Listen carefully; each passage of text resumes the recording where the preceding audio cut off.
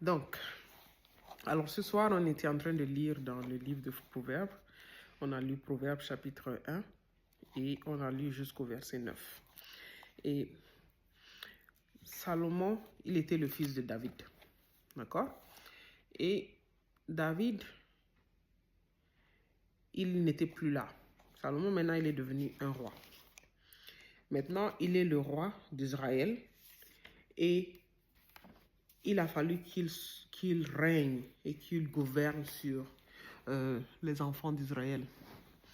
Et donc, Salomon ici dans le chapitre 1, il dit « Proverbe de Salomon, fils de David, roi d'Israël, pour connaître la sagesse et l'instruction, pour comprendre les paroles de l'intelligence, pour recevoir des leçons de bon sens, de justice, d'équité et de droiture, pour donner aux simples du discernement, aux jeunes hommes de la connaissance et de la réflexion. » Alors lui, une chose que Salomon il a demandé à Dieu, c'était la sagesse. Alors comme j'étais en train de dire tout à l'heure, Salomon il était jeune, il était devenu roi d'un gros pays comme Israël, et il a fallu qu'il soit capable de gouverner, de prendre des décisions qui sont bonnes. Il a fallu qu'il puisse juger le peuple. Alors lui, il était parti dormir un soir, et il a eu un rêve. Dieu était venu le voir et Dieu lui a demandé « Qu'est-ce que tu veux, Salomon ?»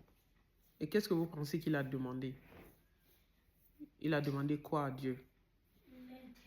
L'intelligence et la sagesse. Alors, l'intelligence, c'est bien, mais il faut savoir que on peut être intelligent et ne pas être sage.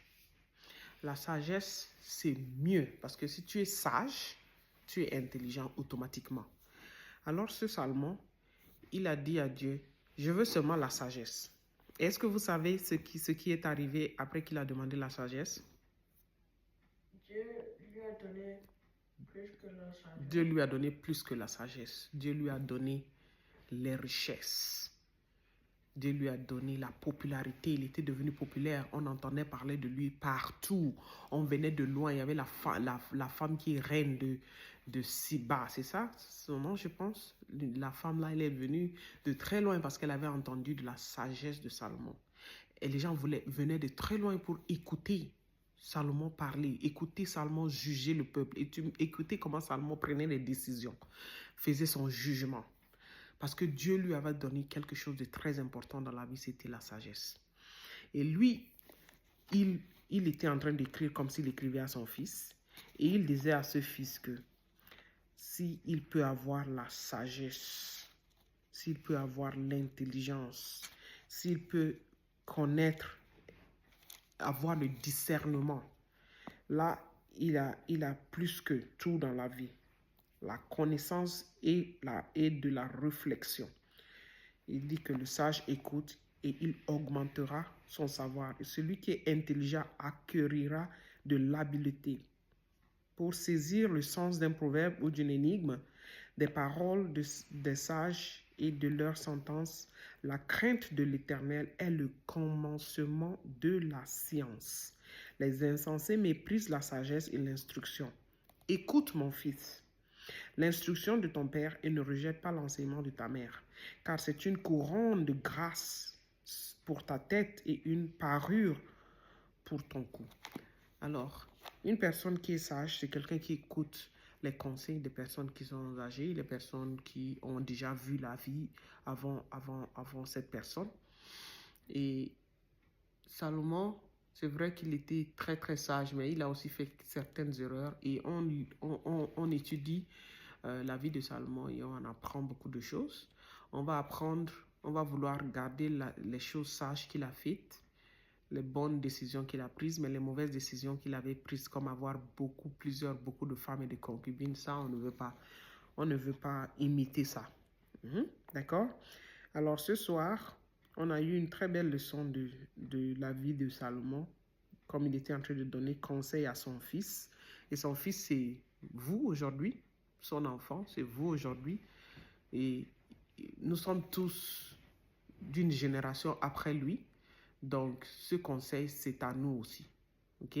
Donc, on écoute ce qu'il a dit et on essaye aussi de demander à Dieu de nous donner la grâce. Parce qu'il a dit que si une personne écoute les paroles sages, cette personne va augmenter son savoir. D'accord? Donc, si tu écoutes des choses qui ne sont pas sages, tu écoutes des personnes qui n'amènent pas de valeur dans ta vie, tu vas diminuer de connaissances, tu vas diminuer en sagesse. Mais si tu écoutes les gens qui sont sages, les gens qui parlent des choses qui vont te rendre mieux que là où tu es. Par exemple, quelqu'un qui t'encourage à étudier, quelqu'un qui t'encourage à être bien, quelqu'un qui t'encourage à réussir, comme vos enseignants à l'école, quelqu'un qui t'encourage à ne pas abandonner, que si la vie est difficile, ça ne veut pas dire que c'est la fin, mais il faut pousser dans la vie, il faut vouloir réussir dans la vie, il faut vouloir surmonter les défis de la vie, parce que la vie, il y a toujours des défis, mais il faut être courageux pour pouvoir surmonter tous les défis qui peuvent arriver dans la vie. Et donc, si toi, tu écoutes des gens comme ça et tu lis ta Bible et tu écoutes la sagesse comme celle qu'on a dans le livre de Proverbes, tu es sûr que tu vas finir par être sage. Les gens vont te voir, ils vont dire, oh, cette personne, ce jeune homme, il est très, très sage. Cette jeune fille, elle est très, très sage. Ils vont comprendre, ils vont remarquer que tu es sage. Et tu vas devenir comme un petit exemple pour tout le monde qui vont te rencontrer dans la vie. Et c'est ça ce qu'on a appris aujourd'hui. Et on va amener ça dans la prière. On va dire à Dieu, Seigneur, aide-moi aujourd'hui. Comme je vais partir dormir, donne-moi la sagesse. Comme tu as donné la sagesse à Salomon, donne-moi aussi la sagesse. C'est tout ce que je te demande aujourd'hui. La sagesse divine, la sagesse du ciel, la sagesse que toi, Dieu, tu peux donner. Pour que quand j'ouvre ma bouche pour parler, je vais seulement parler des paroles sages. Je vais agir en sagesse. Je vais réagir en sagesse. Je vais juste être ce que toi, tu veux que je sois. Allez prier. Merci, c'est tout ce qu'on a aujourd'hui. Alors, vous pouvez aussi prier dans votre chambre. Nous, on est en train de prier maintenant. Bonne nuit. Salut.